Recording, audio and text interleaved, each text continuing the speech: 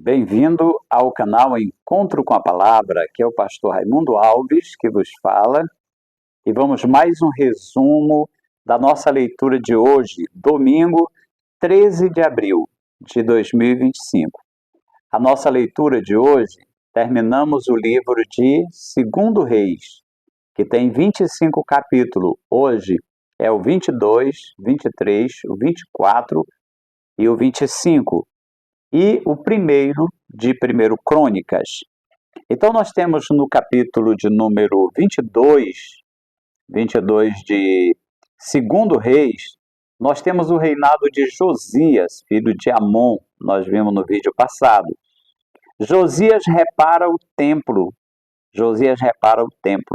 e Ilquias, que é o sumo sacerdote, acha o livro da lei.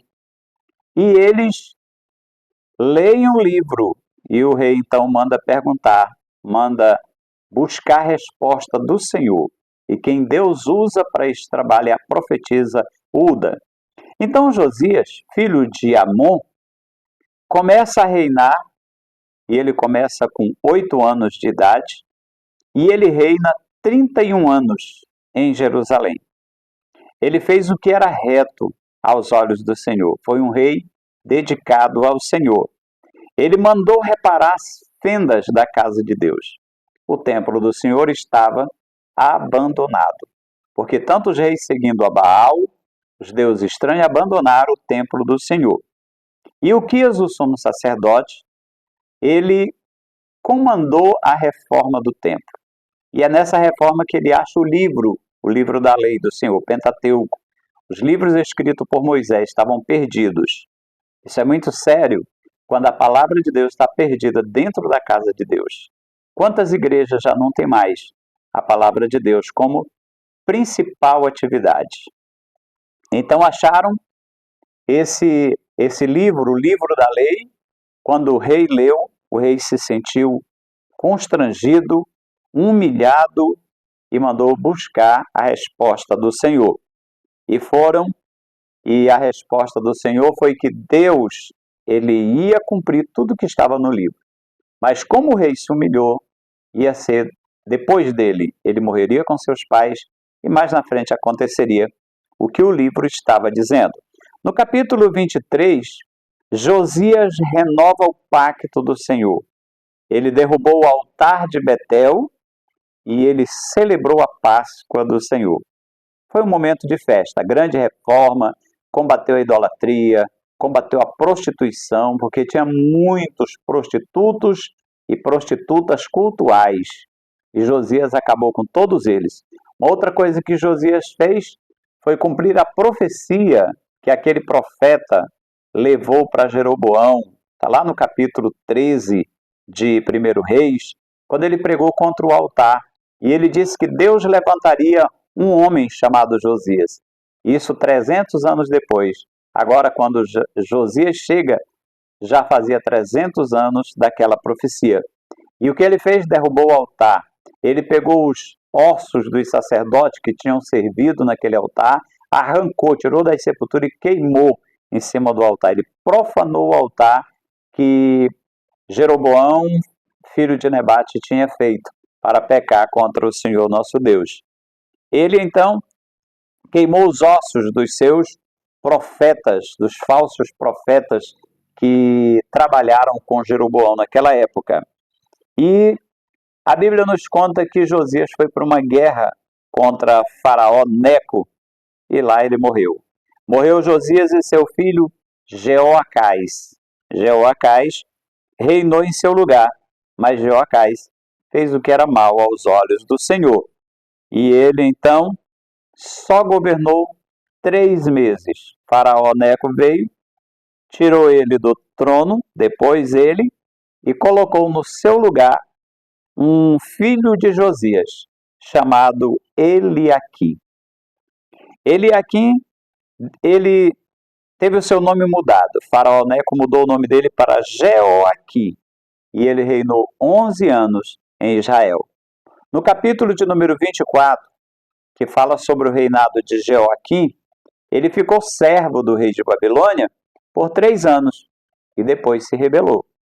Quando ele se rebelou, Então, Nabucodonosor, rei de Babilônia, veio e levou ele cativo. Levou e em seu lugar colocou um chamado Matanias, e mudou o nome dele para Zedequias. Então, Zedequias foi o último rei do Reino do Sul. Há 100 e poucos anos atrás, tinha acabado o Reino do Norte, sido levado para a Síria, e agora o Reino do Sul é levado para a Babilônia. E ali encerrou o ciclo, né? No capítulo 25, Nabucodonosor, que é o rei de Babilônia, que levou o reino de Judá cativo, ele deixa em Jerusalém só os pobres, os mais pobres, para cuidar da terra. E coloca um cidadão como governador para cuidar deles. O nome dele é Gedalias. Só que Gedalias foi morto por um outro homem chamado Ismael. Ismael, que era filho de Netanias, matou o Gedalias. E o povo, alguns fugiram para o Egito e outros foram para Babilônia. O que aconteceu então aqui? Termina, né, a história do Antigo Testamento, e começa agora o livro de Crônicas, que vai fazer uma segunda contagem. Aí você vai ver em Crônicas que é a recontagem da história. Pode observar que de Gênesis até 2 Reis, a Bíblia está contando a história que ia acontecendo e ia sendo escrita. Mas agora é um escrito depois do cativeiro, vai recontar a história, uma visão diferente. E o livro de Crônicas, primeiro capítulo, vai começar com Adão. Aí começa de Adão e vem até a continuação da história. Então, nesse livro de Crônicas, primeiro e segundo Crônicas, você vai encontrar muito genealogia. E muitas pessoas não gostam das genealogias, mas elas têm um propósito. E eu listei aqui alguns propósitos para passar para você das genealogias que nós temos no livro de Crônicas. O primeiro propósito, as genealogias serviam de elo de ligação entre os que voltaram do cativeiro e seus antepassados. Então, provaria que eles realmente eram descendentes daqueles que foram levados para o cativeiro. Segundo propósito, revelar que Deus reservou para si um remanescente. Deus sempre tem um remanescente. E terceiro, repovoar a terra, de acordo com as heranças familiares. E também mostrar que a tribo de Levi era realmente a tribo sacerdotal. Outro propósito das genealogias era traçar a origem dos descendentes dos quais viria o Salvador, viria o Messias, que traria salvação ao mundo. Então você vai encontrar Adão, Abraão, Judá, Davi, e de Davi vem Jesus. Então as genealogias, elas contam o nome das pessoas que estão dentro do projeto da salvação para trazer Jesus Cristo ao mundo. Que Deus abençoe nossos corações, abençoe a sua leitura, que nós possamos aproveitar cada dia mais a leitura da Palavra de Deus. Obrigado por ter assistido até aqui, que o Senhor nos abençoe. Até o próximo vídeo, em nome de Jesus. Vamos orar? Querido Deus e maravilhoso Pai, te agradeço pela vida de cada um dos que estão acompanhando, Senhor, a leitura da Tua Palavra. Que esta palavra repouse fervente no nosso coração, em nome de Jesus. Que o Senhor abençoe. Até o próximo vídeo.